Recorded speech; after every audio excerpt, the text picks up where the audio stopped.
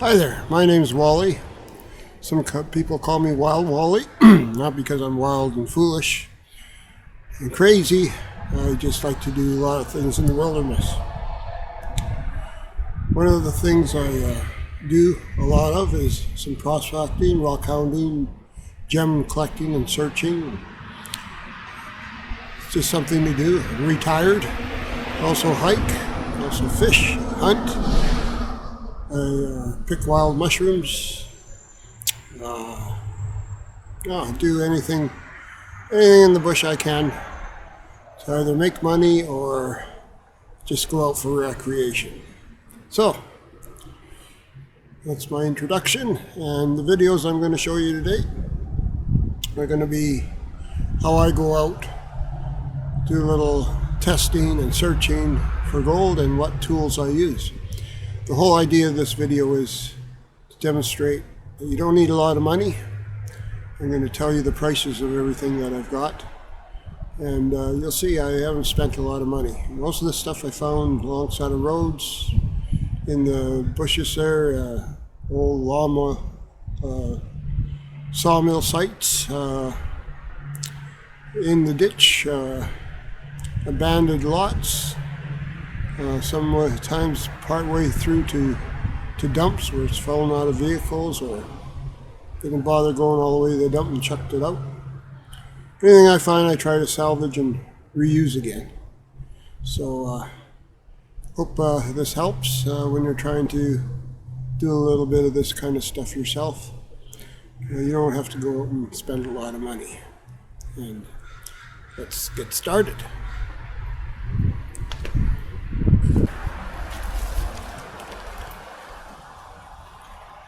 Okay, the first thing I use when I'm on the bush is my main tool, of course. You can't go out there and test gravels and that and look for gold with a sluice box. So I made this sluice box myself. This is what it looks like. So this outside metal for the box is some aluminum that was in the ditch along the side of the road. It was a really old logging road, and it's been sitting there for years. So I salvaged it. I measured it out, cut the grooves where I want for the sides to turn up, bend up, and then I cut the size on my table saw with a metal blade, and then I grooved the metal, the aluminum, just a bit with the blade so that I could bend it with my vise. So I bent this with my vise, and that's how I made the sides. Okay. So that's the main box. Now I have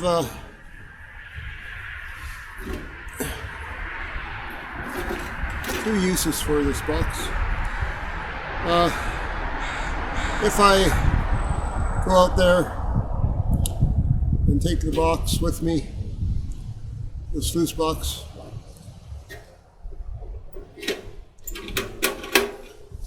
I bring along this heavier mesh, this mesh up here. I don't know if you can see it, but this mesh I found at an old sawmill site way out in the bushes there. Been abandoned for 20 years, and I guess this was out of the burner. So that's where I found that. When I'm out there, I will shovel directly into my little grizzly. This here is a piece of toolkit. Another thing that was left in some old lot. They tore down everything, and there's still some junky pieces around there. I found the toolkit and actually the riffles for this box there. They came out of some refrigeration unit or something like that. And so that's where I got this box from, this toolbox. And I use it for my grizzly. Okay, so the thing about this is I can take this out. Okay. And I have another mesh underneath. This is 1/4 inch mesh. Okay. This I bought. I bought a roll of it. It was about 3 feet wide, or 10 feet long, or a meter wide by 3 meters long. I can get another 4 pieces out of it, probably. I spent $12 for it. And this heavier steel mesh here, that was free. The toolbox was free. The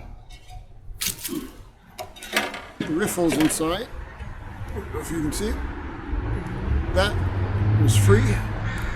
The little carpet in there that I've got, mat, I paid $2 for it. These wing nuts on the outside here, those I paid for. They're about, with the nut washer and actual wing bolt, or wing nut and the bolt, they're about $2 a piece when you add them up. So there's 2, 4, 6 of them. So that's about $12 plus tax. Then these metal legs here. It was a 6-foot rod. I cut the 2 back ones longer and the 2 front ones shorter by the same rod, and it was $8. So looking at this, we're looking at the only expense in it was the nuts and the legs, and I guess this bit of carpet here. So we're looking at 2, 4, 6. I don't know, you're looking less than $15 anyway for my Sluice box. Okay, and I'm going to tell you what you can pay up to for them. Mind you, this is a customized one. It's very small, so I can pack it around. And it all comes apart. You know, I can take the riffles out pretty easy, legs off, take that toolbox off. The other thing that I also added was I've got a fitting here so I can screw the holes on. It's about the size of a garden hose fitting, 3/4 inch. And I can also screw on this other fittings for a little pump out in the bush. And inside, I have a little spray nozzle. Oh, you can see that good.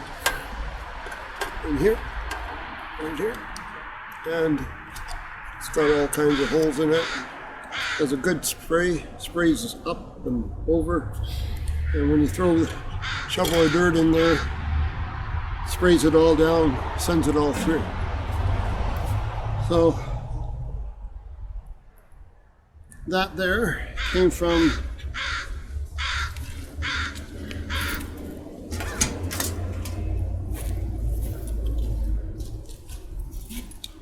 this here pot, a flower sprinkling pot.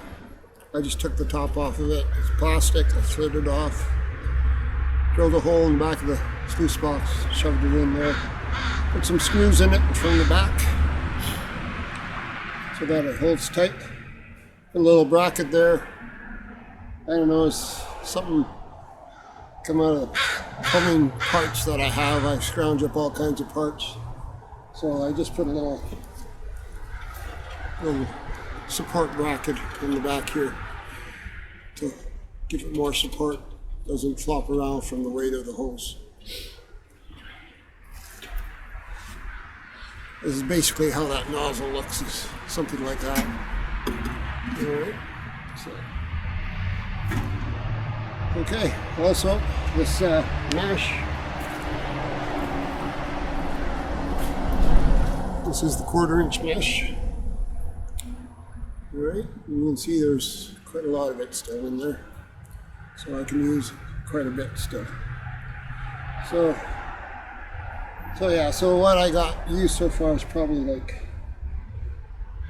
$2.50, $3 worth. I might, let's say probably under $20 for this, a little more than 15, I'd say.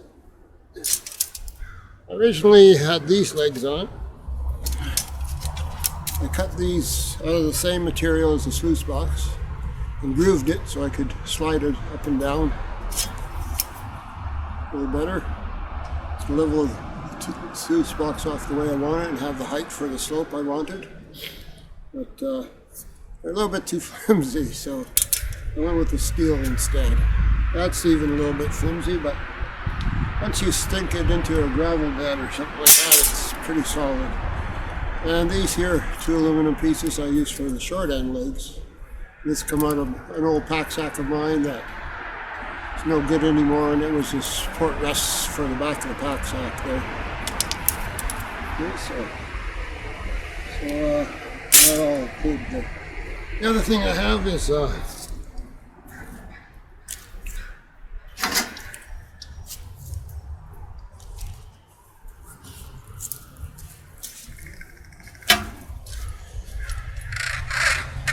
my nephew made me this. This is 15-degree angle. Put it in the sluice box. Most of the time that's the angle that's best for the slope of the sluice box when you're out there. And you put this little level on there.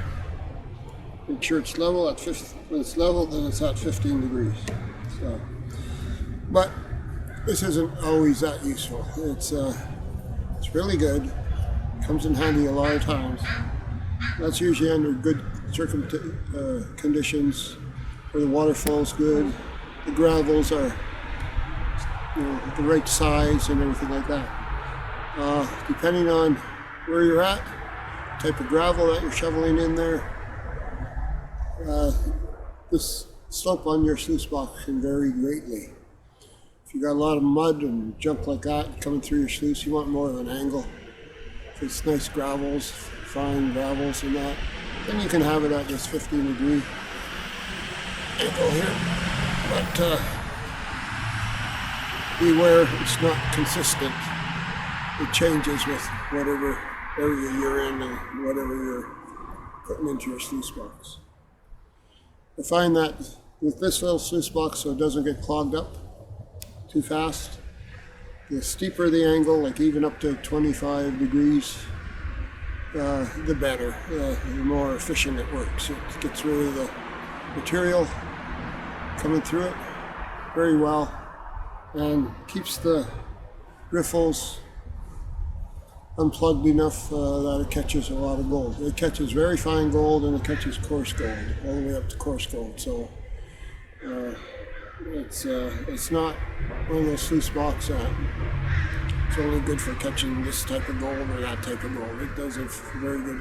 I use it on river flower gold, and I use it on nuggety gold up in the interior by Barkerville and that. It does a great job. So anyway, let's say that this here costs about 20 bucks. I know the overall materials, their prices were much higher, but I'm only using part of it. So that sluice box and this about 20 bucks material. All right. Now, I started to say that I use it 2 ways. When I'm in the bush, I use it with the mesh on it. I throw my gravel in there, any big rocks, I just push them out by hand, or the water flow will push them and run them out. They'll run it out sideways, whatever. It just gets them out of the way. Any smaller material in this mesh, in this top mesh, falls underneath, okay, falls through. And over here, I've got it doubled up for a ways here because I don't want it sinking down and plugging up the 1/4-inch mesh space here. Okay, so smaller stuff will fall down there, and if it's larger than 1/4-inch, it'll run out through the 1/4-inch mesh. And all the finer stuff will go through the sluice box, which is just about the perfect size that runs through this little sluice box efficiently. Also, that's what I do and take when I'm out in the bush. But when I'm home, and sometimes what I'll do is I'll get buckets of concentrates or gravels. If I'm close enough to the vehicle that it's not too hard to pack out, I'll just concentrate a bunch of gravels in buckets and haul them in the car and haul them home. In that case, I just use it without that mesh because it's already been rendered down to a smaller diameter of gravels. So also I'm living by a busy street here. Sometimes you can't hear me, the noise it makes, but try to bear with me. So I have a tub inside in my garage. Well, this fits just perfectly in, and I can scoop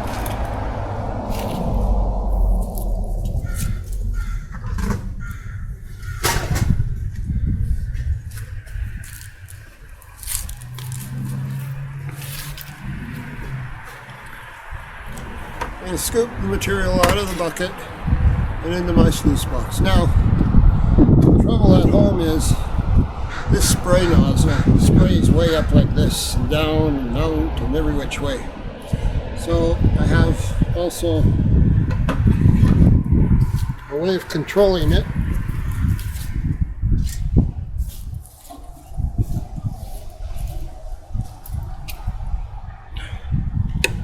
Made this little thing out of a water bottle, and it just fits over the end of the sluice box like that, and it knocks the water down so that it runs through here a lot lower and doesn't splash all over the place.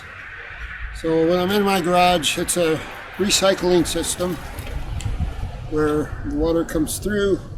The tailings fall into a basin. I have a electrical pond pump that pumps the water back up into here, and it just keeps on going. So I'm using the same water all the time. And if it gets too dirty, I change it, drain it out, start all over again. And so that's the way I use it at home. When I'm in the bush, out on the creeks, then I use it like this. Alright, so that's the main part about the sluice box.